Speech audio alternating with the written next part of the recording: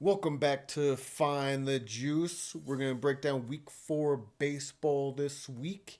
But I would like to say that we will be getting our Patreon set up. So if you want to win some money sports betting, we will drop that and let you guys know when it's out. This week, we're going to talk about 3 underperforming players and what I think they will do for the rest of the season, as well as our first topic, a huge call up for the minor leagues, Nick Kurtz. Kurtz was called up on April 21st. He's a number 35 prospect in all of baseball. He was drafted last season out of Wake Forest, and he's only played 32 career minor league games. He had a 559 WOBA with 4 home runs between the single A and double A last season, and he has a 437 WOBA in triple A this season with 7 home runs. To go along with the 7 home runs, he also has 7 doubles, which means 78% of his base hits this season are extra base hits. He projects to have a good bat with great power and above average defense at first base. He can also play left field. He also has a great potential to be patient at the plate and work walks. But this is everything you've been hearing about Kurtz since he's been called up, whether it's MLB Network, A's broadcasts, people on Twitter, other YouTubers. But let me break down everything else about Nick Kurtz. So let's break down the things you aren't hearing about Nick Kurtz. Kurtz had a strikeout rate in college of 23%, where the college average strikeout rate is 16 to 18.3%. His first year in the minor leagues, he had a strikeout rate of 20% between single A and double A. But he also saw a 24% walk rate, which is awesome. This season in AAA, Kurtz has a 25th highest K rate in the PCL, the Pacific Coast League, 75th out of all players in all of AAA baseball. Kurtz also had a 31% strikeout rate in the Arizona Fall League this offseason. To go on top of those terrible strikeout numbers this year, he has a 27th worst walk rate in the PCL, which is 92nd overall in AAA baseball. There's 218 players in AAA, so Kurtz is 30th percentile in strikeout rate and 40th percentile in walk rate. Kurtz is being billed as a big-time home run hitter, something like Pete Alonso, which is fair with his 53% hard hit rate this season in AAA. The problem is he primarily hits ground balls this season at 38% of the balls being put in play. In spring training this season, he was at least seeing pitchers who are on teams' 40-man rosters, and Kurtz had a 59% ground ball rate. Some good that Kurtz does with the bat is he evenly distributes the ball throughout the field. He hits it to the opposite field just as much as he pulls the ball, which is great because it's forcing the defense to not be able to be in a shift, which is a huge advantage for left-handed hitters. Am I expected to believe that Kurtz's strikeout problem will fix itself when we've seen it since college while playing in a division that features Jacob deGrom, Logan Gilbert, George Kirby, Luis Castillo, Nathan Eovaldi, or even Jack Leader, Yusei Kikuchi, Tyler Anderson, and Tyler Mahle, who also have above average strikeout rates so far this season? Let's not forget, out of the guys mentioned, Gilbert, Kirby, Leader, deGrom, and Eovaldi also don't walk guys. With all that being said, I think Kurtz does have the potential to be a big power bat. Will he bat for average? I'm not so sure. Will he get on base? I believe he will draw walks. It might be a little too early to call him up when he's still seeing strikeout problems. And if he still exhibits what we saw in spring training while he's in the majors, he's going to have a ground ball problem, which means he is not hitting those things out of that park. So I like to see the athletics work with him on laying off that low stuff and just putting the bat on the ball to let that power work for itself. And now we have the pimp job of the week. It comes from Chicago against the Dodgers, against Alec Vesia again. It's Kyle Tucker. Boom! Slider inside with the bat flip.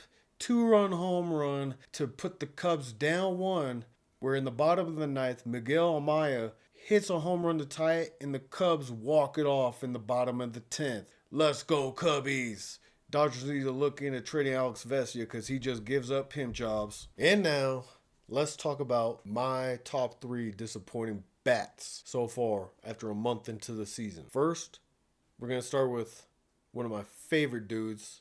So it's heartbreaking that he's sucking so hard this year. Jock Peterson. I won't even say his nickname, but you know what it is. Jock is making $15.7 million this season and $21.2 million next season. The Rangers right now are paying for a 141 WOBA and a negative 37 WRC plus. WRC plus is a weighted stat for runs created. The average is 100. Jock has a negative 37. He's close to his career average at strikeout rate, but 4% below his career walk rate. His hard hit rate is 11% below his career averages. His ground ball rate is 14% higher than what he does for his career. But his fly ball rate is right in line with what he's been doing his whole career. That 14% raise in ground balls is coming out of his line drives, as his line drive rate is 14% down. He's far below average in his career against fastballs and a 0.70 BABIP.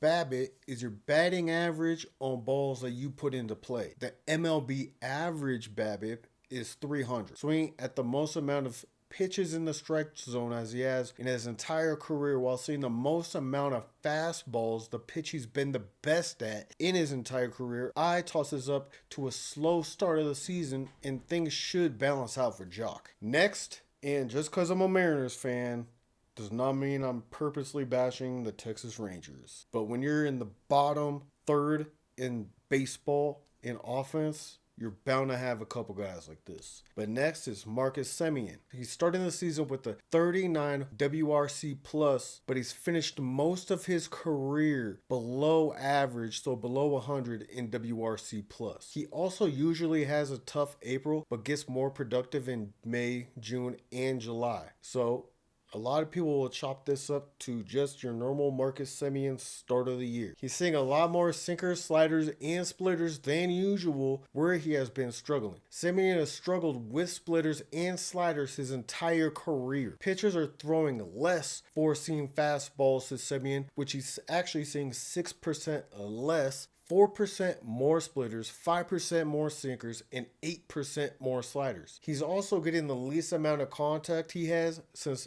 the early years of his career. He's seen the most first pitch strikes since his last 2 seasons in Oakland, where 2020 was his worst season ever since he was on the White Sox. I like a slow positive regression for Semien, like his career averages point to, but still finishing the season below 100 WRC plus, especially if he cannot figure out how to get some launch angle out of splitters and sinkers, and if he still can't figure out how to hit a slider. Finally, the last one, Alec Bohm of the Philadelphia Phillies. Bohm finished the last 2 seasons over 100 WRC plus, but starting 2025 with a 40 WRC plus. Starting with a 211 batting average, 274 slugging percentage, and a 227 WOBA. All these are well below the expected numbers of 262, 400, and 296. This already points to positive regression. I think a big part of his problems this season, he's not pulling the ball as much as he has in his career. He's hitting more balls to center field, the biggest part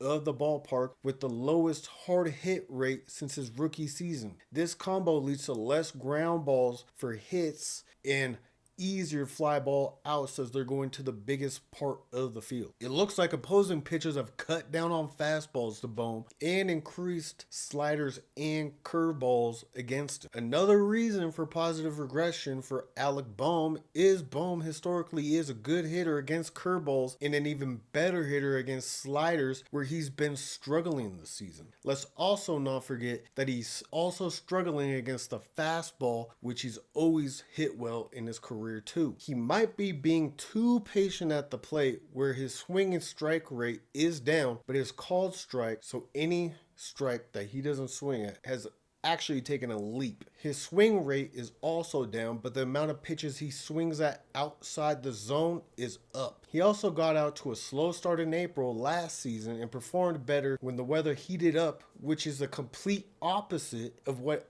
he's done in his career. I believe Alec Bohm will turn it around soon enough. I think this will correspond when he decides to get a little more aggressive at the plate, along with the fact that the 3 pitches he's seen the most are all pitches he performs well against over the course of his entire career. And that'll be all for us today. We're going to hit you with 2 more NBA videos to break down how off or close we were with our predictions of the NBA playoffs so far in the first round. And remember, we're getting our Patreon put up soon. So if you want sports betting picks from a guy who's been hitting 60% of his bets on spreads, not money lines in NBA, on spreads, 60% in NFL, college football, MLB, NBA, college basketball, MLS, Premier League, La Liga, Serie A, NHL. Stay tuned, hit us on X, and get that Patreon link and get you some money. Peace.